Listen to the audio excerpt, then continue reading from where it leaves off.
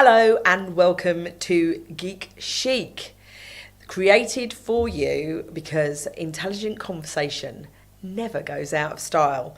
This is the home for business brain candy. On Geek Chic, we invite a subject matter experts in to give us their experience, their knowledge, and a very different view of a subject that could have really significant impact to your business.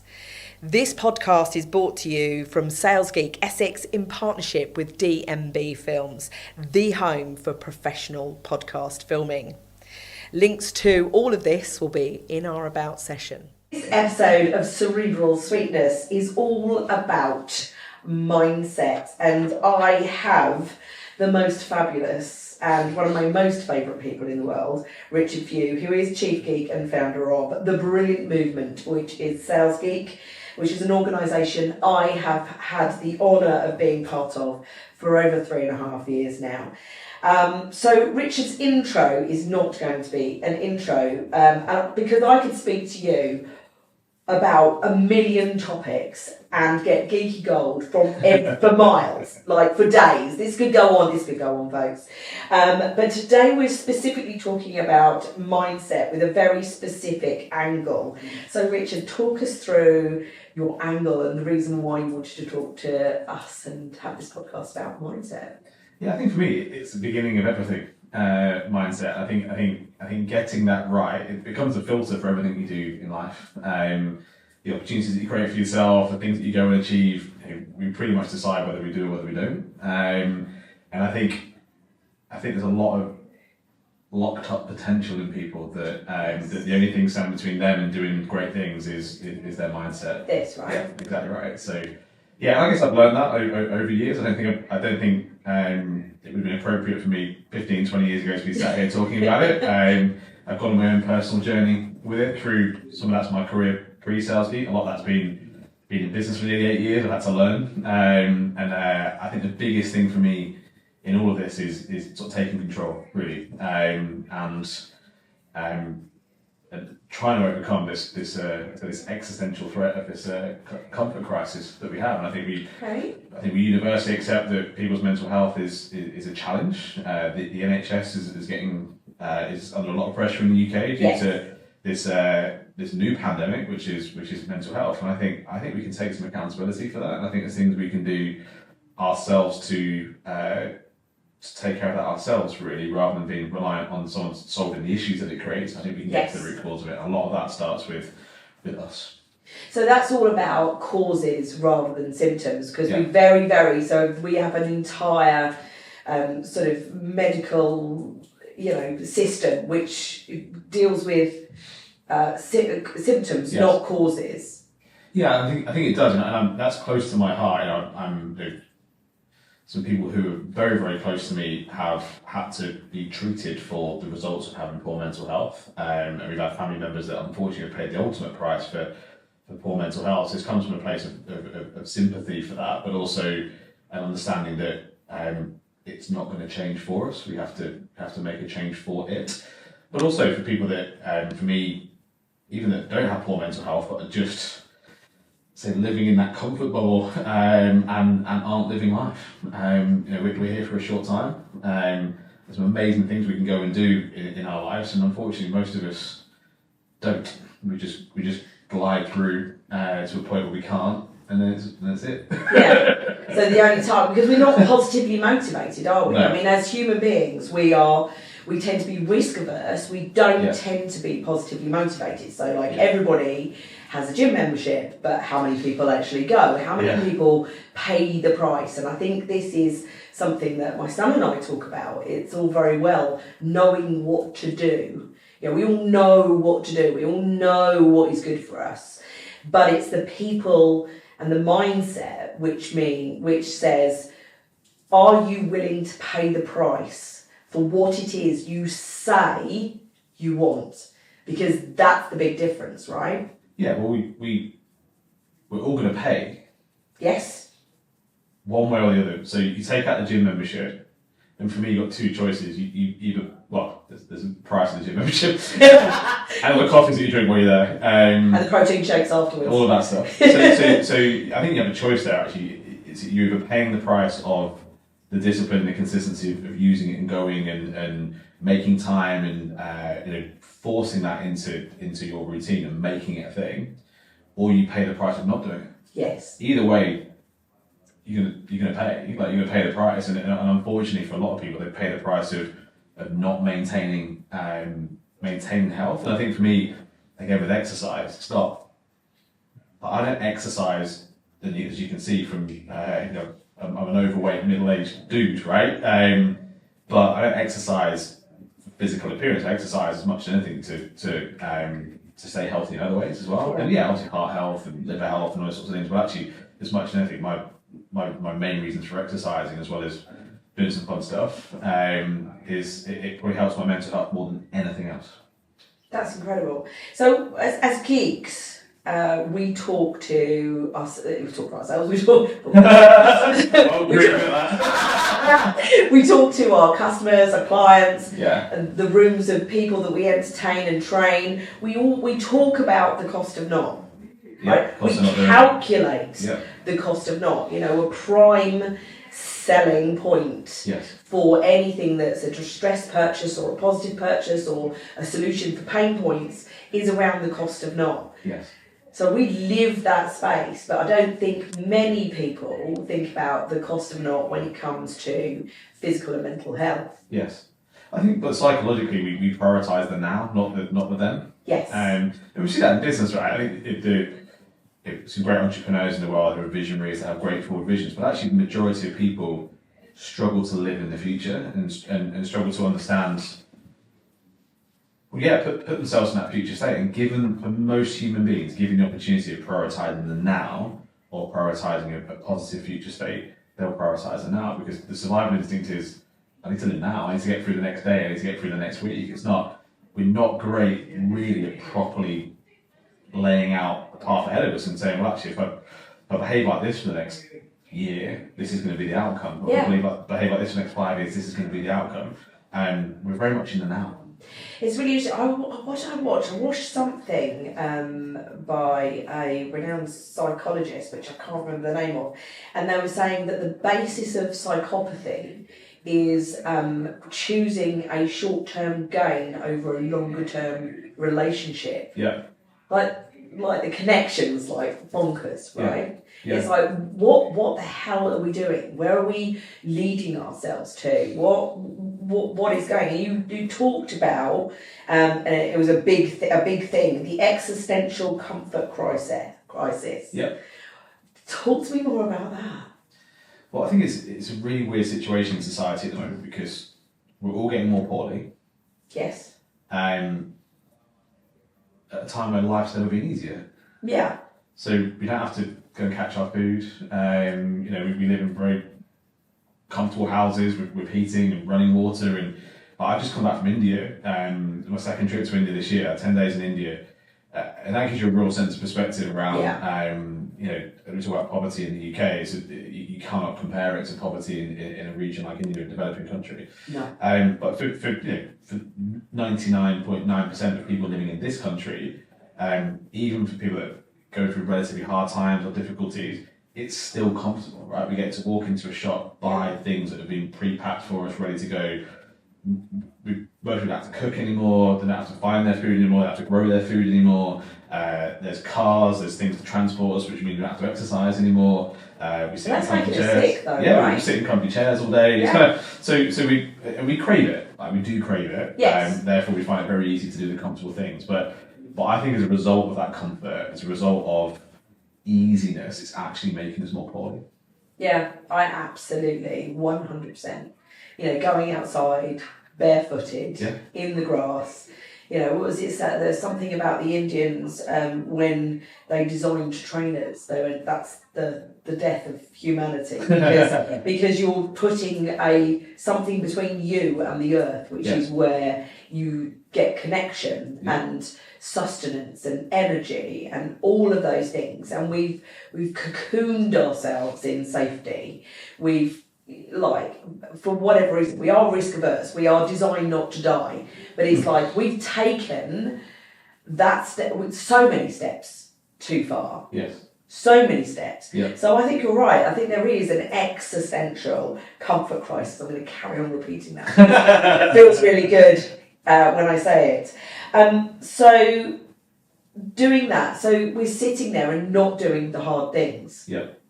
But doing hard things is what is the making of us. We're not designed to be sedentary, safe, all of those things. We are incredible machines that heal ourselves, that grow, that change, that transform. We change stuff. Like, we do incredible things as humans, incredibly bad things as well as incredibly good things. But talk to me about doing the hard things, the importance of doing hard things. Yeah, well, what's the swearing policy on this podcast? You can swear. I say fuck all the time. It's Okay, fine. great. Well, life's fucking hard. Yeah. Right. And bad shit happens to us throughout our lives, and there can be a variety of things, right? At different times in our lives, we're going to have relationship challenges, we're going to lose people that we love. Yes. Financial challenges, and that shit's hard enough. Yes. But trying to deal with that stuff from a position of ease and comfort is way harder. And the reality is, even on an everyday, daily basis, for me, we talked earlier about why we prioritise short term versus long term. A lot of that through dopamine. We're all addicted to dopamine. Doing those little things, with short term things now give us dopamine. But the biggest issue for me is cortisol, right? The stress chemical. Yes. And cortisol is amazing for what it was designed to help us with, right? So cortisol is great when you've already run 20 miles and then a saber-toothed tiger jumps out from behind a rock. And now you need some additional gas to go run a bit faster for the next 2 miles to get away from it. Cortisol, brilliant. Keeps us alive. It's kept us alive. It's the reason why we're sat here in this space now, right? And that our ancestors have survived. But we now live in a world where every single day we get these little micro doses of cortisol. Every time somebody pisses you off, every time somebody cuts you off on the road, walks in front of you in a queue, like social media, we get stressed by seeing other people having a better life than us, or we get stressed because we jump on social media and people are putting negative news stories. And you think about it, 30 years ago, we'd have had no idea about half the shit that's going on in the world. Yeah. And now we live in a world where we know about every bad thing that happens in the world, full stop. Now, there are certain things you could argue that media don't cover, and there might have political reasons for that. Yeah. But on the whole, we've never been able to access as much bad stuff. Yes. And every time we do that, even if it's not our problem, it's someone else's problem, we just get, because our body doesn't know the difference, a little dose of cortisol, a little dose of cortisol, a little dose of cortisol. So only does that make us poorly long term, by staying in that comfortable state, we then struggle when really bad things happen in our lives. It doesn't have to be like really crazy bad, it can be a little bit bad. Yeah. And even something like being in business, right? Losing a client or not getting a deal across the line, it sucks. But I genuinely believe our ability to deal with that bad stuff comes from putting ourselves voluntarily in a harder place, in a darker place. And for me, certainly the last few years, that's been about kind of taking on my ultimate nemesis, which for me was long distance running. I hate running. Like, what is that even about? I'm sure that, because you played rugby. Yeah, 20 years. You were kind of in a bit of a running position, right? Scrum half, yeah. Scrum half, right? Yeah. Right. I love the I'm forward. Running isn't something that we do. I am not built for running. There are not bras available able to contain, this body for running. It's not a thing. I used to love it as a kid. Used to do it all the time. Yeah, I've never loved it. Hated cross country at school. Even through pre-season, through rugby, if I could try and wangle my way out of any of the longer cardio stuff, doing Broncos and stuff like that, I'd try and find a way out of it. I love lifting weights. I love the power-based stuff. Hated running, and I guess it's really hard. Yes, it is, and I found myself in a position when I retired. About a year and a half ago now, that I knew I had to do something to fill the gap of rugby. Rugby leaves a man. If anyone's played rugby for and I'm fortunate, I guess, I get my rugby fix through being. I coached last year, and I'm director of rugby at the club, so I get my fix of rugbyness through that. But I needed that kind of like physical fix. Yes. And my intention wasn't to run until I serendipitously serendipitously, I think is the You word, say yes. was preparing for a hiking challenge that I did a couple of years ago. Me and a group of pals did 42 mountains in 3 days up in the Lake District. I was out one Saturday morning on a training hike, because I'd hike but I didn't like running. And I was listening to an audiobook by a guy who has inspired me more than you'll ever know, because I hope I get to meet him at some point. There's a guy called Ross Edgley, who he wrote a book called The Art of Resilience, and he was in 2016. He was the first person to swim around Great Britain. Started and finished in Margate. Took him 5.5 months. Never set foot back on land during that time. 5.5 months. He'd come on the boat to sleep, but they'd throw his food to him in the water, and he'd be in the water a lot. And it's the most incredible story. You can follow it on YouTube. But he also then wrote a book called The Art of Resilience, and in the first chapter, pretty much in the first chapter of that, he talks about the fact that he's not built like a swimmer. He's not much taller than me. He was 100 kgs, and most swimmers are tall and skinny, right? Yeah. Broad shoulders. He's a really well built guy, but he's not built like a swimmer. And even some of the sports science guys were like, you can't do this because you're not a swimmer, and you have to go and recomposition your body over the next 2 years, and then maybe you got a chance. He just decided to go, and we're going to do it anyway. And sort of the moral of the story of that first chapter is like we're very quick to tell ourselves or allow ourselves to be told that you're not going to do a thing. Yes. And while I was listening to that, I was literally going up this hill where we live, and as part of this training for this challenge. And I started thinking to myself, what is the thing that is the furthest away that I ever thought I could do? And it was running the marathon. And there's 2 reasons for that. One is I hate running. Well, 3 reasons. I hate running.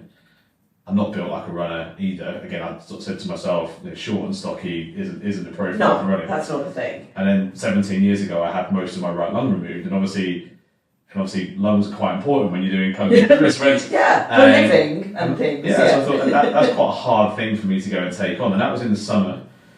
London Marathon's in April, and I threw my hat into the ring, got a spot, started training in September, and with a goal of just finishing it. Didn't have a time, and finished it. And actually, the most valuable part of doing it wasn't actually completing it.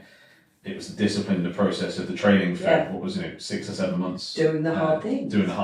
And it was hard, like getting up.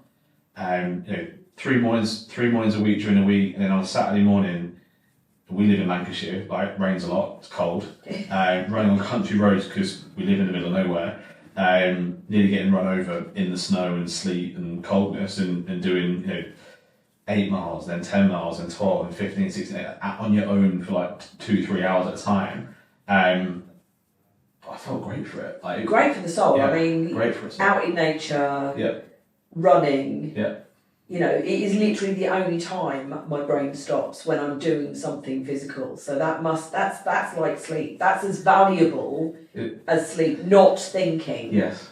And just being physical. But what I found was, and after that, I got into doing sort of the longer stuff, but up hills, and I'll maybe touch on that in a minute. But what I found was, like, if I go out and run a few miles, so this morning I ran 5 miles this morning, and I spent the whole time thinking about stuff. Yeah. But that's okay as well, because it gives me a chance to process. Because it didn't hurt. I was a bit groggy as I got out of bed, because I was out with some friends last night. But again, discipline, the alarm went on. I got to bed late last night, partly because I was out with friends, partly because I broke my glasses at the point I wanted to go to bed. I had to go to the shop at 10:30 and get glue. So I'm now, I've got every reason to now not set my alarm. Yeah, every reason. But you can all find reasons not to do stuff, right? Set my alarm, got out of bed, a bit groggy, and got it done. But actually, the reality was it wasn't a hard run, which is why for me the great thing with the endurance stuff, and why I ended up then doing sort of marathons off road and doing ultra marathons, was the point that you switch your brain from thinking is actually the point where that shit gets really freaking hard. Like when you get like 20 miles in, right, and you're hanging out your backside, all you can think about is the next step, the next breath, like the next mile, like, and actually all of a sudden the rest of the world disappears. Wow. And the same like going up mountains as well. I did train for an ultra marathon then later in this year. I did it in September up in the Lake District. So that was 32 miles. It was 10,000 feet of climbed. And when you're on a 2-hour ascent up a big hill, and your heart rate's out of your chest and you can't breathe and your legs are killing you, you're not thinking about the mortgage, right? And that relationship that isn't going well, or not dying, a problem in your business. Yeah. You completely tunnel in to the task at hand. And that's like the most meditative thing you can do. So for me, it does two things. It's a switch off, but also when you get through that stuff, you also prove to yourself that you can get through it. When I did my ultra in September, it was 32 miles.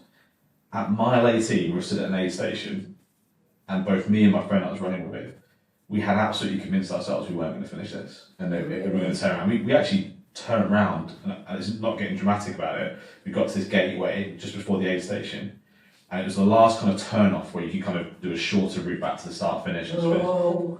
We were way behind on the clock. We didn't think we were going to make the cut off. I've got my lung issue. He's a type 1 diabetic, both managing different situations. Yeah, we'd conceded at that point. And then he just said to me, he said, let's just get to the aid station. There's some food and stuff there. We'll just get some food in. We can still come back the same way if we want to. Got to the aid station. And then while we're at that aid station, we just talked ourselves into let's just start the next ascent. We can always turn around and come back. And we started the next ascent and then went and did another, 14 miles, which were the hilliest 14 miles. And then the bizarre thing was, right at the end, the last 2.5 miles of that run was I found that the last ascent the easiest thing. And it's weird how the brain very quickly goes from stop, mate, like stop. Your brain's saying stop. I'm trying to keep you alive here. This is horrible. This is rubbish. It hurts. Just stop doing it. Yeah, because we were in pain for a reason, yeah, right? And then weirdly, you can get to the last 2 miles of a 32-mile run up some really big hills, and all of a sudden the brain goes, yeah, go on, then, here's some more energy. It's kind of, but I think more anything, when you're in those dark moments and you get through them, you're proving something to yourself. And I think, unfortunately, for most of us in life, we don't put ourselves in a situation to prove to ourselves that we can do more than what we're telling ourselves in that moment. Yeah, I mean, when people are in hard times, you try and be philosophical about life, right? Because we've all been through some pretty horrendous stuff, and the monsters are real, right? The monsters are real, and the thing that I talk to people about is like, you don't know how much you can do until you have to do it. Yeah. And you're not given anything, any challenge. I don't believe that we are given any challenge that we cannot deal with. I think it's almost like, the world, the universe kind of gives you these problems because you need to learn, you need to grow. If you keep safe, something, it's all you're avoiding. People avoid pain, they avoid doing the hard things. But something, you never know what it is or when it's coming, it will come at the most, it's like the joys, it's like the pains will come at the most. Well, there's never a convenient time, right? For the pains. And if you don't do those things, something will happen. Right. Yeah. I mean, if we are risk averse, and we are motivated by risk, we're not positively motivated. So if anything could motivate you, some bad shit's going to happen. So if you can gear yourself up, prepare yourself. I'm always about expect the best. Be optimistic, but prepare for the worst. Yes. So if you're doing that constantly, it's like look for the best. Always look for the best. Always hope for the best, but prepare for the worst. Yeah. And doing hard things creates that resilience in people. It's like when, I'm older than you, I'm a lot older than you, right? When we were kids, I'm like Generation X, we were latchkey kids. We grew up doing all of the shit that they tell you not to. We climbed up trees, we swam in gravel pits, we went out in the sea when it was bad, we did it when we'd just eaten. All of those things, and you've got this bizarre bunch of human beings, this generation of people who just don't give a shit, who are just almost warrior-like in their thing, and it's because we didn't have the safety. We didn't have, we didn't have phones. We didn't have computer games. We didn't have some of us, broken homes, people out working, all of that, latchkey kids, means to an end. We were literally feral. There's a feral generation out there, mostly running shit these days, right? And they are hard people. Yeah. But that resilience, if we keep our children, like we're both parents, I'm a grandparent, if we keep our children safe, they don't learn these things. They don't learn. You can't learn resilience in a virtual world. No, but I mean, look, again, because of social pressures, right, and social media and expectations on parents, we probably overtext. Yeah, we over wrap them up, and then the issue isn't. You think about it, there's a lot of things that stress people out now, and a lot of it is relatively immaterial in the grand scheme of things. But you think about even in the last 100 years, right? There's people that served in world wars. When you think about it. And I'd imagine dodging bullets while going over the top, running into enemy fire, versus we might not be able to spend as much money on the food bill this week. Like, to me, like now that's a massive issue. But for those guys in the 1940s, it was not an issue, right? They were sort of they're trying to deal with different problems, and I think that's part of the issue is by not doing tough stuff, the things that aren't actually that tough become worse. Really hard. We just and I think that when a bad thing happens, I read a book recently. The first time I went to India on the way back, I bought this book called "Don't Believe Everything That You Think." Not for distribution in the UK or the US. I'm naturally had to buy it and bring it back with me. And it's a great book. It's quite a simple book, and the guy that writes this book basically says, like, when a thing happens, is it the thing that makes you feel bad and sick and whatever, or is it how you think about the thing? And he talks about the fact there's two arrows. So the first arrow is the event. Yes. And the second arrow is how we respond to the event. And he said it's the second arrow that kills us. Yeah. It's not the first arrow that kills us, it's the second arrow. Yeah. But we fire the second arrow. Yes. We fire that arrow. Like, the events happen, but how we react and respond to it, and how we condition to react and respond to it, will ultimately then dictate whether that fills us with anxiety, whether it makes us depressed, whether whichever path that sends us down is triggered by the second arrow, not the first one. It's never the event, it's how we're equipped to deal with it and how we think about it. Absolutely. I heard something really, really profound, and it was like the way we react to things. So it's like, if we are carrying a cup, a full cup, whatever that cup might be, whatever it is filled with, and we bump into something, that's going to fall out. And it's the stuff we carry. Yeah. So when somebody reacts badly to you, it's because they're carrying it. It's what's in the cup that spills out, right? Because otherwise it wouldn't spill out. Because it has to be there first. You have to put it in. You have to fill up your cup. You have to carry around this cup. And when you bump into things and you bump into people, things happen. Whatever is in that cup, whatever you've stored up for yourself, whatever you hold closest to you that's in that cup will fall out. And it's incredible, and it is about you. Accountability. One of the things I've written down here is accountability. It's accepting accountability for you, for how you nourish yourself, and that's not just what you feed yourself. We feed ourselves very badly in this hyper processed food, the hyper processed environment that we live in, and how we nourish ourselves, what we hold closest to us, how we react, what things we tell ourselves, what things we fill ourselves up with, our perspectives, our experience, what did we make that?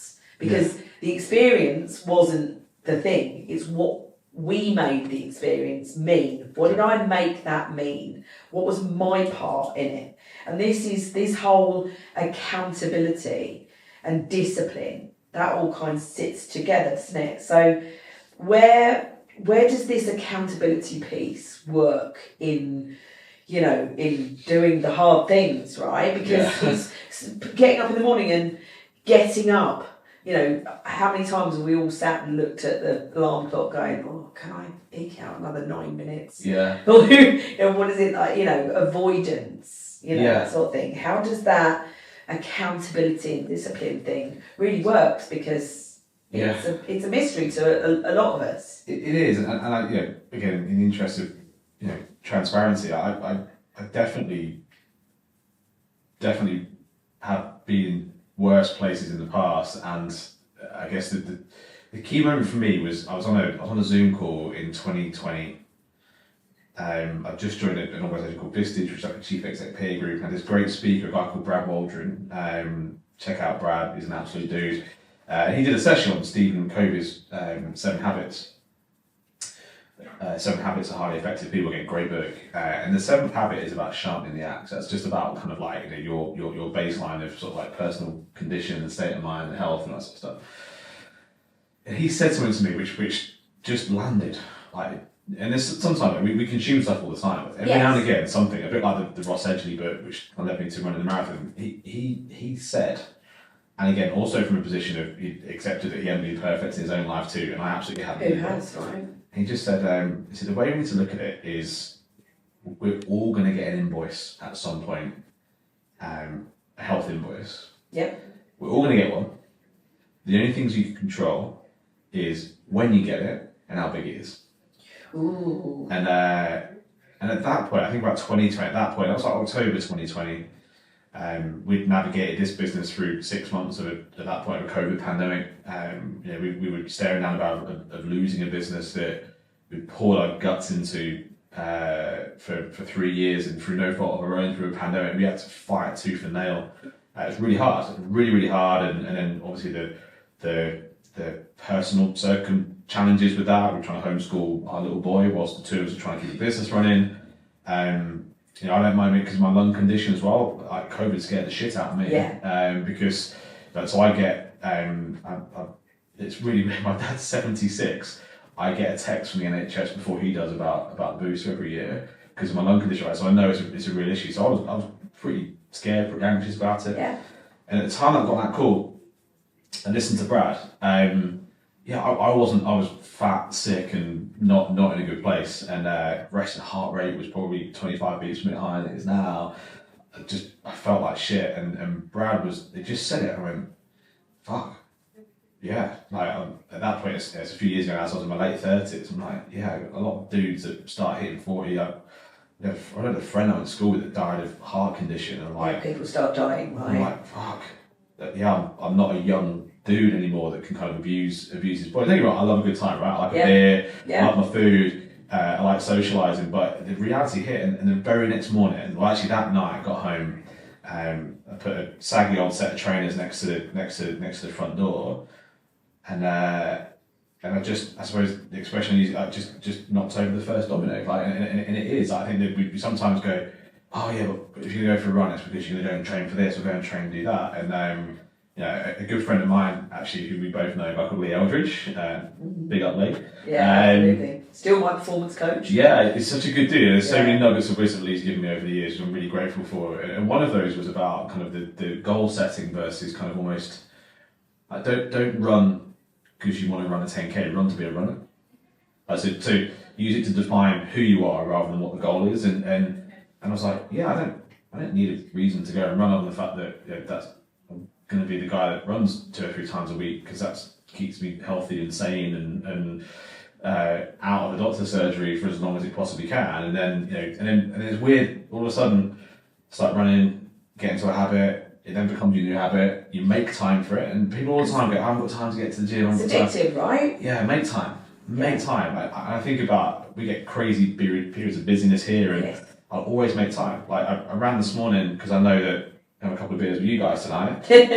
Tomorrow's off card, so I bring my Thursday morning run forward into Wednesday, like just because I'm still going to get those runs in this week, even if it means going back to back from the day before. I'm going to do it. That would have happened 4 years ago, and yeah. So I guess redefine that in my head, that running wasn't a goal; it was a redefinition of kind of like myself in my own head. But I'm what you're filling the cup up with. Filling the cup I am a runner. Exactly right. Yeah. And, weirdly, I'm now. I did that for a bit. Got back into playing rugby after COVID went, and then when I started running a year and a half ago, it's weird because I've run a marathon and an ultra marathon, and I run every single week. I still don't class myself as a runner, weirdly, just because you don't look like a runner. Yeah, exactly right. I'm like I can't even begin to imagine myself running. Like I've tried the couch to 5K.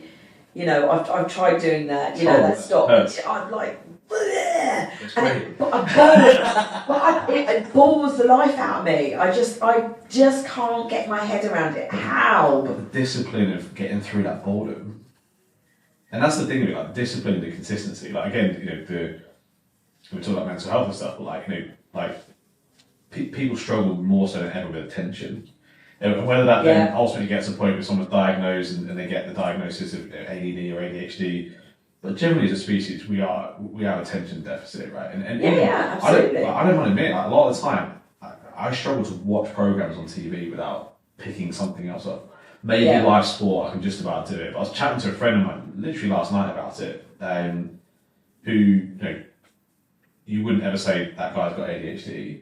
But even he said, like, I'm now, because of this world of constant stimulation, he finds that there's so few TV programs out or movies that he can sit down and watch without feeling the need to go and grab his phone off the arm of the chair and do that whilst having that on in the background.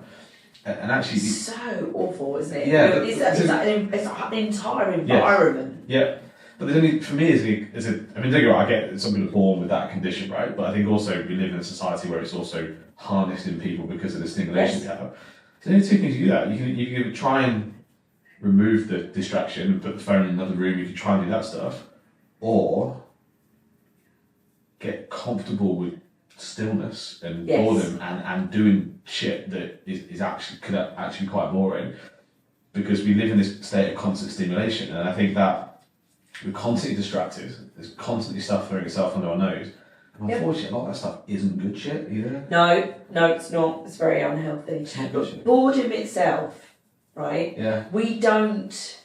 Like, boredom itself, I think, is the mother of all innovation. It is. Time. Because we're so frightened of it, which is crazy. It's like the death of creativity. It's the death of innovation. It's the death of all of those things. Because it's only when we're bored, only when we've got nothing else to do we then kind of go in ourselves and start putting all of this learning, all of this knowledge, all of this stuff that we've collected in our cup, and it all kind of goes, oh, we've got time, we've got some stillness. Yeah. Where you can settle, where you can see things settling, where you can see and feel things kind of homogenizing into new thought or new understandings. Or it's like boredom's important. Yeah, but even like micro stillness as well. Like the reality, like we finish this podcast, right? The next thing I'm going to do is I'm going to walk into the kitchen in the office and I'm going to make myself a coffee. I know whilst making a coffee, I will get my phone out and I'll make a coffee whilst looking at notifications on my phone. And we do it, like I'll walk to the market at lunchtime to grab some lunch and I'm stood in a queue. I can't stand in the queue anymore without getting my phone out. It's actually weird to the point where when you see people that stood somewhere without a mobile phone in hand, it almost looks weird. Like, how can you just be stood there?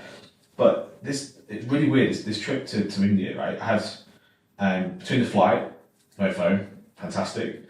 And even while I was there, I was only using my phone when I was on Wi-Fi. Could have got an eSIM, all that sort of stuff. Chose not to. I only used my phone on Wi-Fi. I remember at the back end of the trip thinking, okay, so I had some late nights, we're entertaining, we're doing stuff. Probably I'd eaten a lot of food. We drank too much beer. I felt great. And I realised at that point that the reason why I felt great was there's so many times during that 10 days where, in the occasion where back in the UK, I would have got my phone out. Yeah. I sat there and actually just was still, just took in like, what was around me. Yes. Because that's what we used to do. That's what we used to do. We used to see things. We used to observe people. We used to take note of that tree or that mountain or that hill or someone's behaviour. Now. Exactly right. And it was really strange. I remember even when I come back, it's like I should be knackered. I didn't feel knackered. I felt energised. And that wasn't because I'd slept lots and had a very healthy diet. I absolutely didn't. And I struggled to run as much. I squeezed 2 runs in while I was there indoors because the air pollution's not great in a couple of places in India. Yeah. But I still ran twice, right? Going back to the discipline thing, still ran twice. But I felt great when I got home. And I absolutely swear that a lot of that was between the flights, not having my phone when I'm not on the Wi-Fi. Have more stillness in that 10 days than I probably have in in a very long time. That's why holidays are great. Interestingly, Lee, when he sees I'm doing anything or putting anything in social media when I'm supposed to be on holiday, I get a message. I get a message from Lee going, "Get off your phone." I'm like, this is my entertainment. I get to do different kinds of stuff. Yeah. You know, and influence the world and go and tickle the universe. But I literally get I get a message on my phone from Lee, "Get off your phone," and then I message something terse or, you know, defensive back. No, I get it. And to be fair, the other advantage has been India as well. TikTok's banned in India. Well, and I have to good admit, reason, right? There's some really interesting conversations around how the Chinese use it and the algorithms and how we use it in the West, and, you know, is it a systematic dumbing down distraction? We are so dysfunctional. Yeah. We're so dysfunctional. Well, we've done this it to is ourselves. An ultimate dystopia, right? We've done it to ourselves, though. We've drank that poison. You know, we've gone to that. We do. Yeah, but everyone knows about like food. I'm a big in my body about the food industry. Yes. But they're only making it because we keep eating it. Yeah. We didn't eat it. Parents stop their kids eating cereal. Yes. And stop making sugary processed cereals. Yep. But like as consumers, we have facilitated the world around us. Yes. The social media platforms wouldn't exist if we didn't use them. Yes. The ultra processed food wouldn't exist if we didn't eat it. No. And so we our choices have driven that ecosystem we put around us. Yeah. And I think, you know, with for stuff like TikTok and stuff, I think for me, like I do again openly admit, I know we're here and it's something that I really care about, but I'm human, right? And I also find myself at times getting drawn back into little bad habits here and there. Yeah. I had a period where I was doom scrolling in the evenings, right? At night time, I go to bed, I lay in bed and I just 15, 20 minutes scrolling through. You get lost, right? But also that becomes your reality as well. Yes. And whatever's in that feed, and it affects your mindset. And this is a guy who stopped watching the news 12 years ago. And I caught myself doing it. I'm like, stop being a dick. Like, what am I doing? Like, being an idiot here, like, to stop. So I planned to stop, and obviously going to India, you can't access it there anyway. So I also had I didn't do any, like, nighttime social media scrolling because I couldn't. Great. Yeah. Bloody great. I mean, you know, this too is feeding that thing. Yeah. This will go out on Spotify, it will go out on TikTok, it will go out on YouTube, it will go out on LinkedIn. You know, so I'm feeding the monster, and it comes all the way back to accountability, doesn't it? But I think it can be a monster or an angel on your shoulder, depending on how you choose to use it. Yes. And I think social media is brilliant. Yeah. When used properly, when controlled properly, when you actually take control of your feed. What do you want to see? Yes. What don't you want to see? But most of us are just passively engaging with these platforms, and we get whatever they choose to give us. But again, like, take control of it. In the same way, like, take control of going for a run, eat better food, whatever. Yes. Like, there's benefits to social media. It's a great place for education. Yes. Great place to learn things. Great place Micro learning. Stay connected with people that maybe live. I've got family in different countries, in different parts of the UK as well, and it's a way of kind of slightly loosely staying connected. So it has lots of benefits. I also like shopping. I hate shopping, but one of my favourite things with Facebook is actually I actually like Facebook ads because they're putting stuff in front of me that I actually want to buy. That's why I love it. So part of the reason why I go on Facebook is like because I'm gonna get offers and deals on running gear that I actually need. Yeah. So I love it for that. I hate walking around shopping mall. Yeah. Absolutely. They're weird environments, aren't they? The lights and I mean, I have got ADHD, so there are some environments which I'm so hypersensitive and I get so overwhelmed in them that I often can't even speak a sentence. You know, I think Peter and I were in a cafe and it was loud and the yellow and it was all kinds of stuff going. I literally couldn't speak. We were just too overwhelmed. Yeah, I'm the same. Obviously, you know Lucy. Like, she'll tell you, I can't deal with busy places, busy holiday destinations. Busy shops, busy supermarkets. I will go out of my way to go when they're quiet. And also, like, the holidays, my worst nightmare is going to a holiday resort that is full of thousands of other people's kids and them and the noise and the fighting for a sunbed. That's just my worst nightmare. A cruise stuck in a really busy place with the same people. Yeah. Like, I can't even, you know, with lights and not like my perfect place, and it's what I do. Yeah. Getting out into nature. somewhere quiet. We just moved to a really lovely place, which is super quiet, super chilled, next to the beach, you know, just because I have to stop. You can't run at this pace, not the pace that we do, right? You can't run at this pace. You can't do the things we do. It's not sustainable. No, I think you often hear people say it's a marathon, not a sprint. But actually, for me, it's like high intensity interval training. I think actually, like being in business, you can't afford to jog at a slow speed. You have to go hard and fast. Yeah.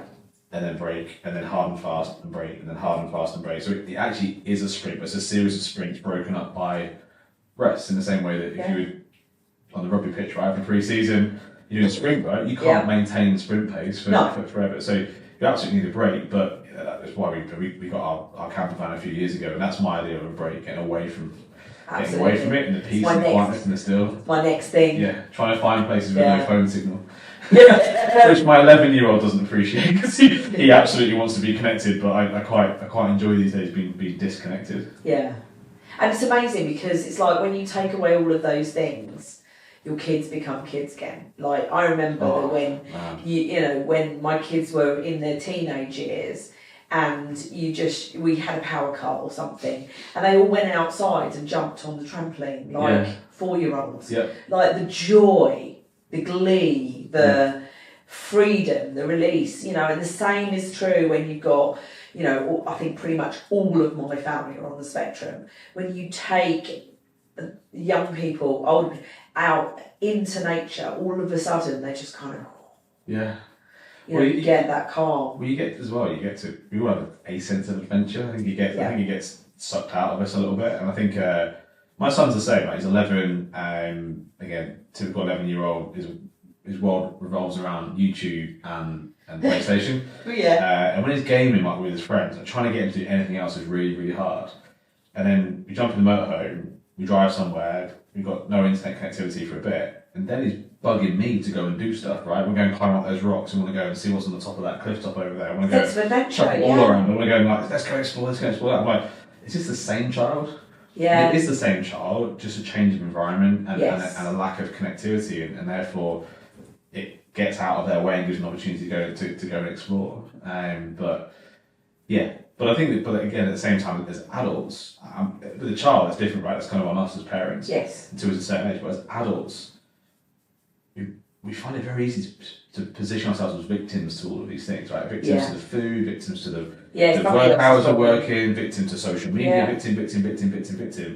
Like, stop it.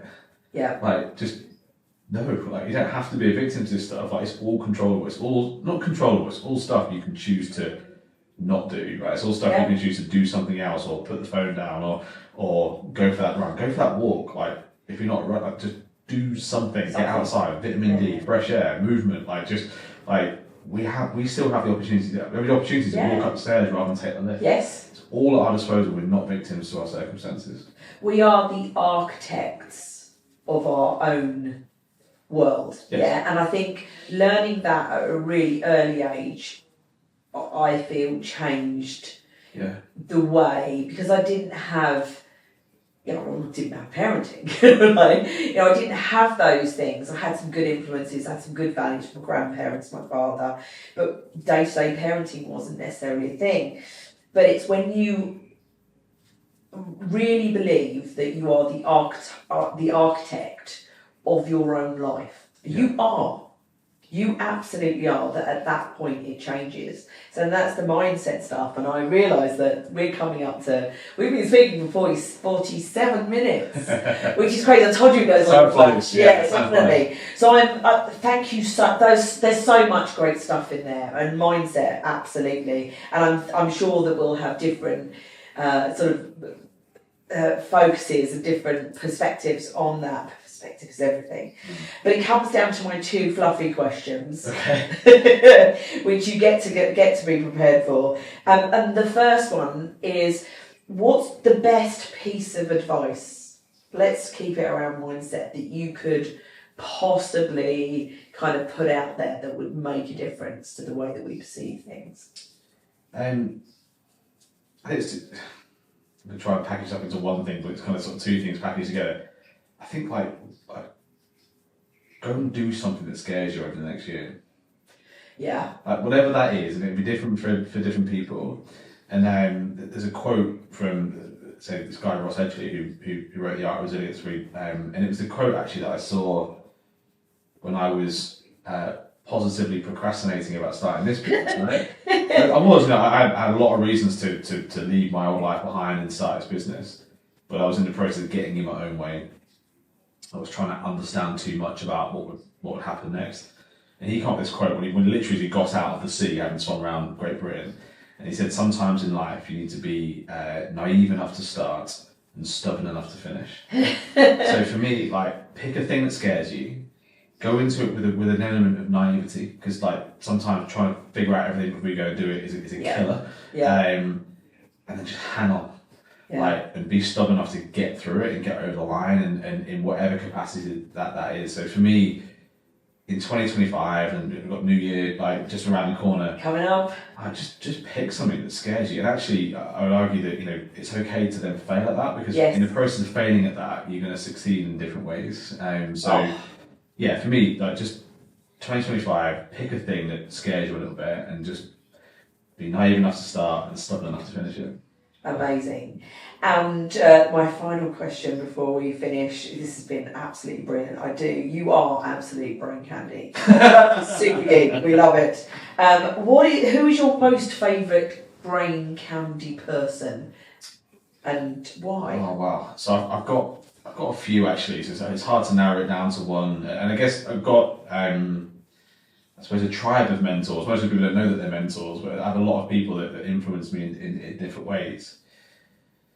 I suppose if I was going to centre on one thing that I think has helped me the most over the last few years is discovering Stoicism. Ooh, yes. And I guess I've become a bit of a student to that. It's like a bit of a cult the way that I said it's not.